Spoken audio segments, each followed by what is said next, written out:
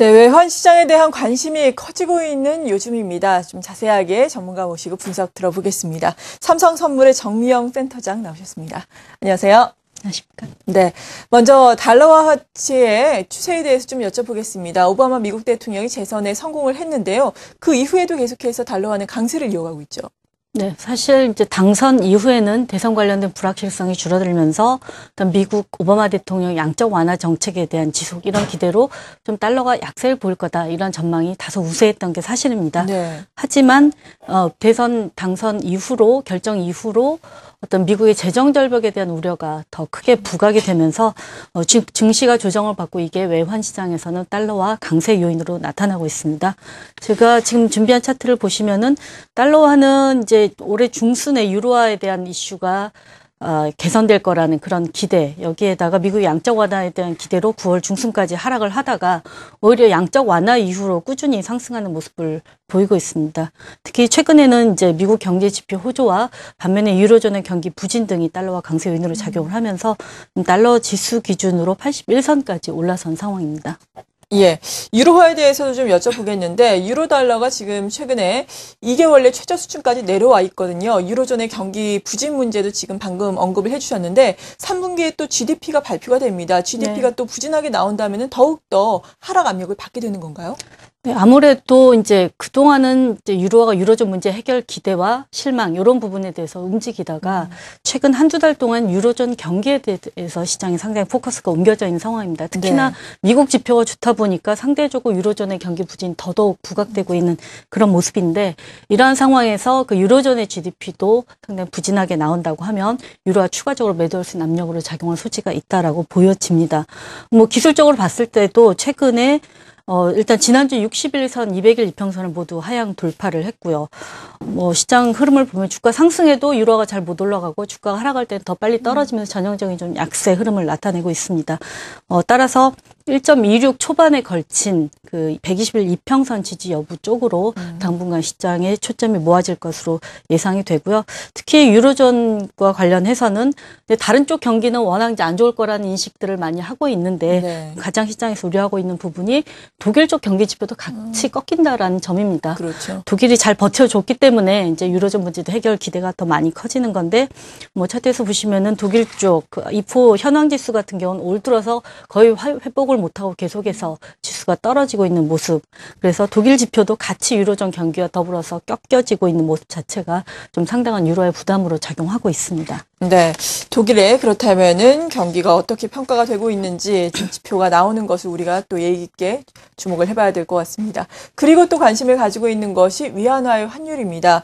최근에 또 중국의 3분기 바닥론이 또 힘을 얻으면서 위안화 강세도 지속되고 있는 양상인데요. 네. 위안화의 이 강세가 외환시장 전반적으로 미치는 영향은 어떻게 평가를 해봐야 될까요? 뭐 일단 그 흐름이 나타나고 있고요. 양적 완화 이후에 본격적으로 상승 흐름을 나타내고 있는 통화가 위안화를 비롯한 아시아 통화로 집중되는 네. 그런 현상입니다. 이거의 근저에는 기본적으로 중국 경기가 좀 바닥을 찍지 않았느냐. 그리고 중국 정부 역시 위안화 절상을 이렇게 허용을 해주면서 중국 경기에 대한 자신감을 보여주고 있다라고 시장이 해석을 하고 있기 때문에 아시아 국가 전부 다 강세를 보이는 건 아니지만 아시아 국가 중에서 펀더멘탈이 좀 견조한 국가들은 상당히 지금 최근 외환 시장에 가장 강세가 두드러진 그런 모습입니다. 위안화 차트를 보시면 파란색 점선으로 나타낸 게 중국 인민은행이 고시하는 기준 환율입니다. 그다음 까만색 선이 이제 현물 환율인데 최근에 위안화 환율이 밴드 상한선을 쳤다 이런 얘기를 많이 말씀을 하시는데 네. 이제 환율로 치면은 환율이 떨어지는 게 위안화가 강세이기 때문에 지금 고시 환율 대비 현물 환율 자체가 한 1% 정도 밑에 지금 설정이 돼 있는 것이 바로 밴드 하단을 쳤다라는 그런 얘기인데요. 일단 현물 환율이 이렇게 떨어지도록 중국 정부가 용인을 해준다라는 것 자체는 경기 4분기는 상당히 개선될 거라는 그런 기대를 중국 정부도 믿고 있다라고 보여줄 수가 있고요. 또 한편으로는 정치적으로 지금 아마 이번 달 한 중반에서 후반 정도에 미국의 환율 보고서가 발표될 예정입니다. 네. 그래서 환율 보고서 발표 전까지는 적어도 위안화가 좀 절상되는 흐름을 보여주는 걸 예의라고 생각하는 이제 그런 모습 등도 영향을 미치고 있다라고 볼 수가 있겠고요. 아무래도 이런 흐름들은 당분간 계속 아시아 통화에는 강세 재료로 작용할 소지가 있습니다. 네, 그렇다면 연말까지도 봤을 때 이렇게 선진국의 통화가 좀 약세를 보이고 아시아 신흥국 통화가 강세를 보이는 이러한 기조가 좀 유지가 된다라고 평가를 해봐도 되는 건가요? 아무래도 아시아 통화 강세를 보인 것이 이제 경기에 대한 턴어라운드 기대감이기 때문에 그게 뭐 순식간에 꺼질 그런 재료는 아니라고 생각이 됩니다. 그래서 네. 기본적으로는 선진국 통화 대비 아시아 통화의 상대적인 강세는 이어질 거라고 생각이 되고요.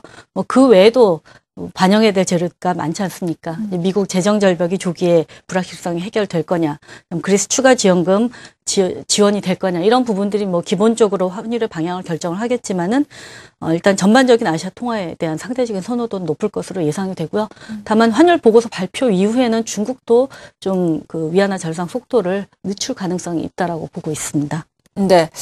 이렇게 외환 시장에 대한 관심이 커지면서 특히나 달러화에 대한 원화 환율이 1090선을 하회하면서 또 정책 당국이 어떠한 또 개입책을 내놓을지가 관건인 것 같습니다. 그런데 이 정책 당국의 입장이 좀 엇갈리는 것 같아요. 박지원 기획재정부 장관 같은 경우에는 좀 적극적으로 다양한 방안을 강화하겠다라는 입장을 내놓고 김중수 한국은행 총재 같은 경우에는 개입을 좀 안 하겠다라는 입장을 표명하는 것 같고요. 어떻게 봐야 될까요?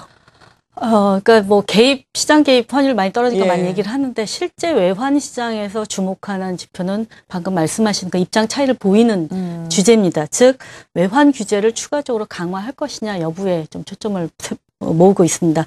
일단 시장 개입 자체는 직접적으로 예전처럼 과감하게 시장의 모습을 드러내는 시장 개입은 할 가능성이 여전히 낮다라고 보고 있고요. 계속해서 시장에 워닝을 주고 환율 하락 속도를 조절하는 차원의 시장 개입을 하되 지금 추가적인 외환 규제를 강화할 거냐 이 부분에 시장의 관심이 모아져 있고 네. 특히나 최근에 외환 공동검사를 발표를 하고 이미 실시 중인 것으로 알려져 있습니다. 예. 그래서 이 결과 이후에 어떤 조치가 나올 거냐라는 부분인데 당초에는 좀 추가적인 규제는 사실 어렵지 않겠느냐. 워낙 그동안 많은 규제들을 해왔기 때문에 이런 쪽으로 시장에서 좀 컨센서스가 이루어졌습니다만 최근 들어서 이제 재정부 장관이 환율 하락 속도가 가팔라질 경우에는 실행에 대한 준비를 서둘러야 된다.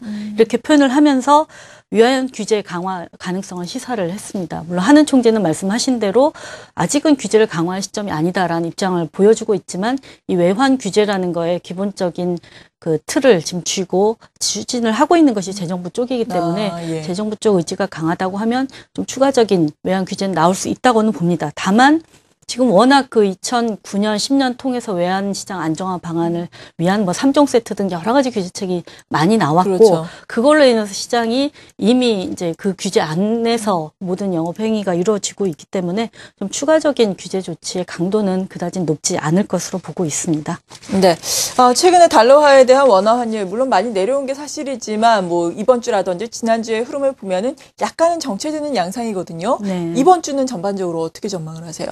네, 일단 기본적인 방향은 여전히 반등시 매도가 좀 우세한 상황입니다. 예. 특히 이제 1,100원대 못 팔았던 수출업체 물량이 조금만 환율이 반등하면 지금 여접시 나오고 있습니다. 여기에다 위안화 강세라는 흐름도 무시할 수 없는 변수인데요. 그렇지만은 차트를 보시면 환율이 지금 RSI 기준으로 좀 과매도권에 접어들었습니다. 네. 지금 데일리상으로도 그렇고요. 위클리상으로도 데일리, 위클리 모두 과매도권에 접어들었기 때문에 일단 기술적 지표상으로는 시장이 좀 추가적으로 매물 압박이 내놓기에는 좀 힘이 좀 딸린다라고 이렇게 해석을 할 수 있을 것 같고요.